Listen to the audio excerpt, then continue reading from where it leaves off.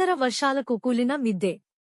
రాష్ట్ర వ్యాప్తంగా గత 3 రోజులుగా నిరంతరంగా కురుస్తున్న భారీ వర్షాలకు వనపర్తి జిల్లా కొత్తకోట పట్టణ కేంద్రంలోని 15వ వార్డులోని రజియా బేగం మట్టి మిద్దె కుప్ప కూలడం జరిగింది. సంఘటనలో ఎలాంటి ప్రాణాపాయం జరగలేదని బాధితులు తెలిపారు.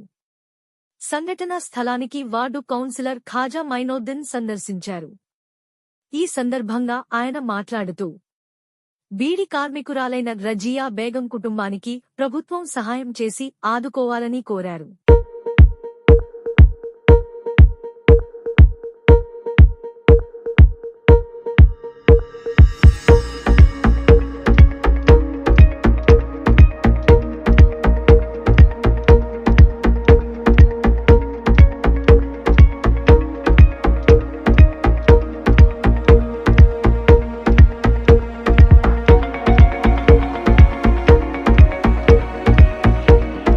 Ward councillor. కొత్తకోట మున్సిపాలిటీ కేంద్రంలో 15 వార్డులు ఉంటాయి. అందులో 15వ వార్డు పరిధిలో నా వార్డు ఉంటుంది. ఈ వార్డు 15వ వార్డులో పాత వార్డు. ఇందులో బీడీ కార్మికులు, నిరుపేద కుటుంబానికి చెందిన వాళ్ళు పాత ఏరియాకు చెందిన ఈ వార్డులో నివసిస్తూ ఉంటారు. ఈ వార్డులో కౌన్సిలర్గా ఎంపిక 4.5 సంవత్సరాలు పూర్తి అయినాయి.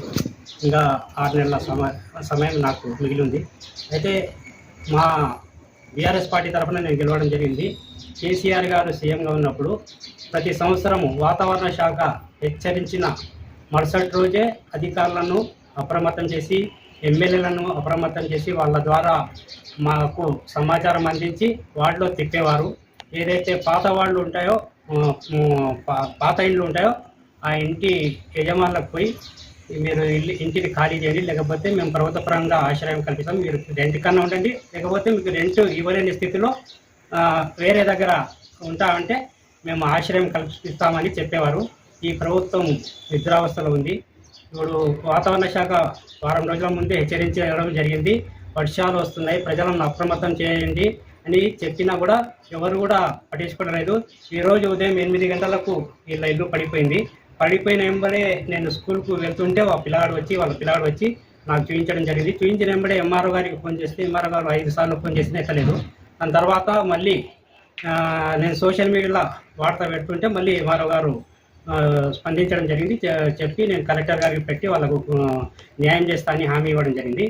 దాని తర్వాత నేను కూడా ఆంధ్రప్రభ విలేకరిగా 20 సంవత్సరాలు పనిచేసిన అనుభవం ఉంది కాబట్టి, సమస్యల మీద అవగాహన ఉంది కాబట్టి నేను వెంటనే సోషల్ మీడియాలో ఈ నిరుపేద కుటుంబం తరఫున వార్త పెట్టడం జరిగింది. వార్త పెట్టిన వెంబడే ఎమ్మెల్యే గారు, ప్రస్తుత ఎమ్మెల్యే కాంగ్రెస్ ఎమ్మెల్యే జేఎంఆర్ గారు స్పందించి కాంగ్రెస్ నేతలను అప్రమత్తం చేసి ఇక్కడికి పంపించి వాళ్ళకు మనోధైర్యం ఇప్పించి, దాని తర్వాత కొత్తకోటలో ఇందిరమ్మ ఇల్లు మంజూరు చేస్తే మొదటి ఇల్లు రజియా బేగంకు మంజూరు చేస్తామని హామీ కాంగ్రెస్ నేతల ద్వారా హామీ ఇచ్చి మనోధైర్యం ఇప్పించడం జరిగింది. అందుకు నేను హర్షం వ్యక్తం చేస్తున్నాను, నా పార్టీ వేరైనప్పటికీ. ఇంకొకటి ఏంటంటే మా ఎమ్మెల్యే ఆల వెంకటేశ్వరరెడ్డి గారు గత సంవత్సరం కూడా ఈ ఇల్లు మేము అధికారుల ద్వారా ఎమ్మెల్యే గారు మేము పాత ఇండ్లు ఏవైతే ఉన్నాయో వాళ్ళ సమాచారం అందించి వాళ్ళ వివరాలు ఇవ్వడం జరిగింది. ఇచ్చిన వెంబడే ఈ ఇల్లు పడిపోతుంది ముందే సమాచారం తెలుసుకున్న మా ఆనాటి ఎమ్మెల్యే ఆల వెంకటేశ్వరరెడ్డి గారు వీళ్ళకు 3 లక్షలు మంజూరు చేసి, దాని తర్వాత ప్రొసీడింగ్ కొరకు జిల్లా కలెక్టర్కు పంపించిన వెంబడే కోడ్ రావడం జరిగింది. కోడ్ రాకపోతే మా గవర్నమెంట్ వచ్చి ఉంటే వీళ్ళకి ఇప్పటికే ప్రొసీడింగ్ వచ్చేవి. దాని తర్వాత ఇల్లు కూడా నిర్మాణంలో ఉండేది.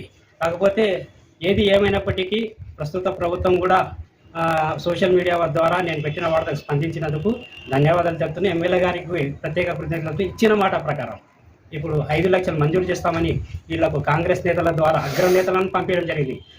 కాబోయే మార్కెట్ చైర్మన్ ప్రశాంత్ కానీ, మాజీ సర్పంచ్ శ్రీనివాస్ కానీ, దాని తర్వాత మా మైనార్టీ నేత సలీం ఖాన్ కానీ, వేముల శ్రీనివాస్ రెడ్డి కానీ, మాజీ ఉప సర్పంచ్ బోయేజు, దాని తర్వాత 20-30 మంది కాంగ్రెస్ నేతలు రావడం జరిగింది.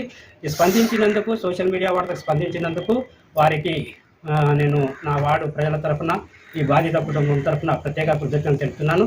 వెంటనే మాట నిలబెట్టుకుని ఇలా 5 లక్షలు మంజూరు చేయాలని డిమాండ్ చేస్తున్నాను.